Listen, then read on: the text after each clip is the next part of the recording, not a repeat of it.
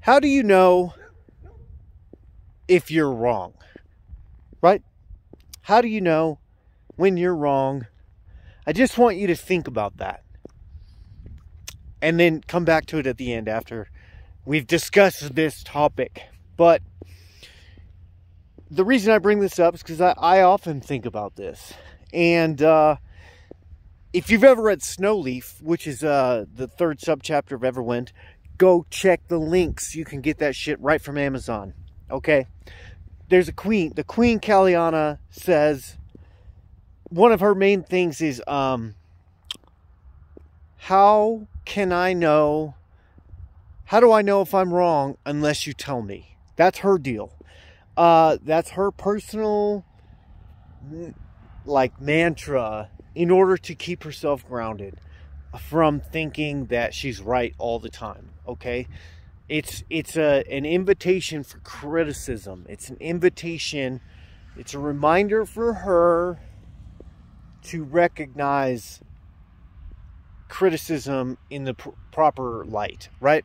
So when other people come at us and try to, like, a lot of times when we're wrong and we don't know it, we fail to see the signs of all the people telling us, hey man, you're not right, this isn't right, you're fucked up right now. And it goes along with the saying, there's a saying, oh my god, there's multiple dogs over there who don't like me. Anyway, there's a popular saying or an old fable. It's like, if one person comes up and says, hey man, you've got a tail, like a tail on your back, like, you brush it off. You go, no, I don't have a tail. And if two people come up and say, hey dude, you've got a tail, you go, I don't have a tail.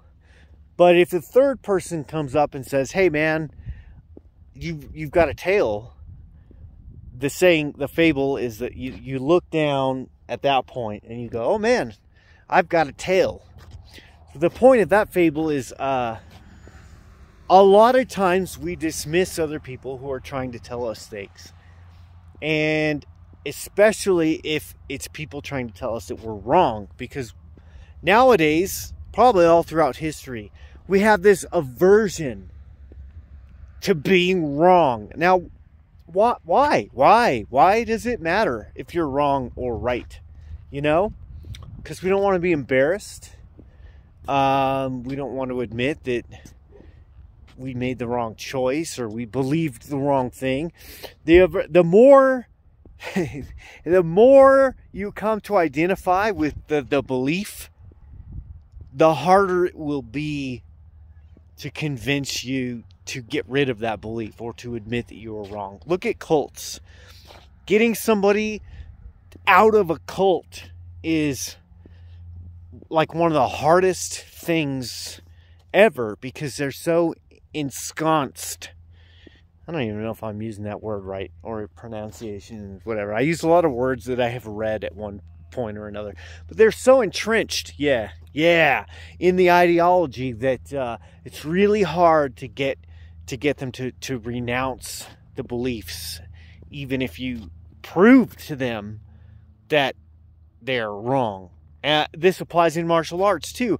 A lot of people who follow these instructors who turn out to be frauds, like, if you can demonstrably prove that their sensei or whatever doesn't actually know what they're talking about, they made their shit up, they're not skilled, they're a fraud, you can prove it with facts and evidence, these people actually end up defending their sensei even more. So you remember this. Like, you have to, the key is to not get in that situation in the first place, but you have to have this mindset of, it's okay to be wrong, it's okay to change your beliefs with new evidence. That's what you're supposed to do. Going back to the last thought, I forgot, I wanted to mention, I think it was Voltaire, or it could be Mark Twain. It is difficult to get people to shirk the chains that they revere. I'll find that quote. Anyway, it's out there. But anyway, back to what I was saying.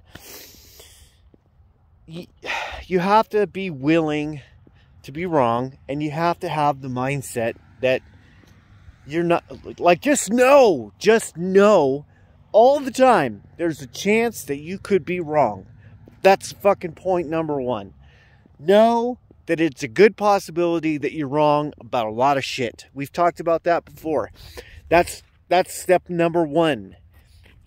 Step number two is be okay with being wrong. Get your ego out of the way, get your pride out of the way, and allow yourself to be strong enough to say, oh yeah, I was wrong. Like, it shouldn't be a blow to your ego. If you value, like, stop placing your identity with ideas and these different things. Place your identity, right? Place your identity and your value system with what the facts. Then you don't have to worry about it. Like the truth. I care about the truth, so the truth shouldn't bother you. It shouldn't. Why do you have such a high, like, if you have an agenda, then the truth can bother you if it doesn't fit your agenda. And then what happens is you'll fucking adjust the truth, you'll bend the truth, or you'll put out misinformation and lies. Like that, all of that. Why? Just stop doing it. Just follow the truth and don't care what the truth is. I don't care what the truth is. Get rid of your agenda. Stop trying to have a side to be on. If you are true to yourself and you're a strong enough individual, you should be able to just fucking go through life. Do you think the Dalai Lama gives a shit about these political things, you know? Like, be outside of all the things that cause us to do this shit. And be okay with being wrong.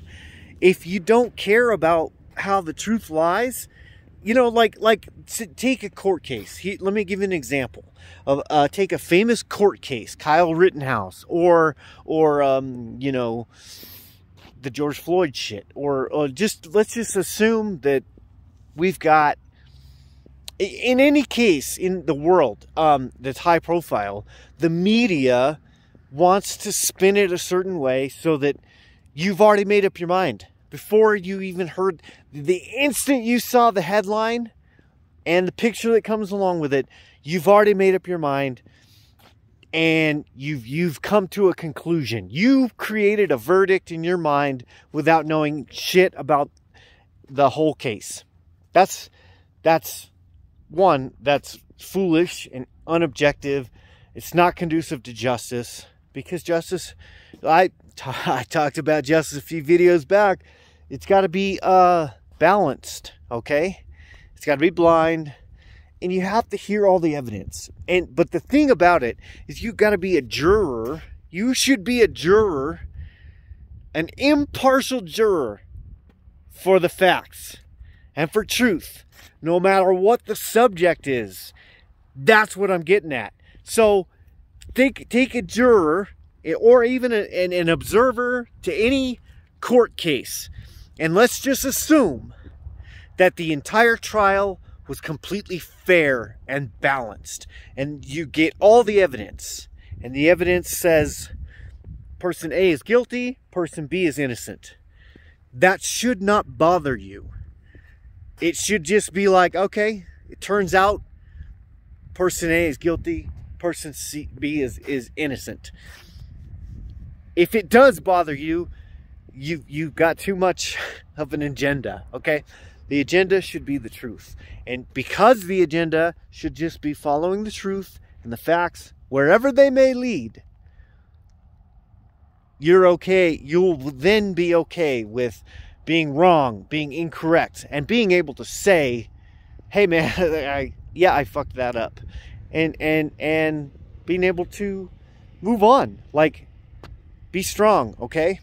And back to the original question. How do I know if I am wrong? Unless you tell me. start paying more attention to the criticisms and the people who are trying to tell you, hey, you're incorrect, you're wrong, etc. Don't just place your trust in your particular group that you identify with. That's a mistake. It's foolish. That's why I call it the game of fools. That's it for today. I really hope you enjoyed this. I really thank you for watching these videos. That means a lot to me. I put them out every day except for Sunday. Tomorrow's Super Bowl Sunday, by the way. And I've already got a video up on my other channel, Jandon's Creation Nation. My top 10 NFL logos are on there, where I reveal a NFL logo redesign that I did. So go check that out. And subscribe to that page too. If you really want to help this channel, though, subscribe to it, right? Like it, share it with anybody who you think will benefit, right? Share it with people you think will enjoy it. Oh, and again, if I'm wrong, tell me in the comments. All right, I invite your criticism. Tell me that I'm wrong, okay? Because how can I know if I'm wrong unless you tell me? All right, I'll shut up now. Until next time, may your emblem endure.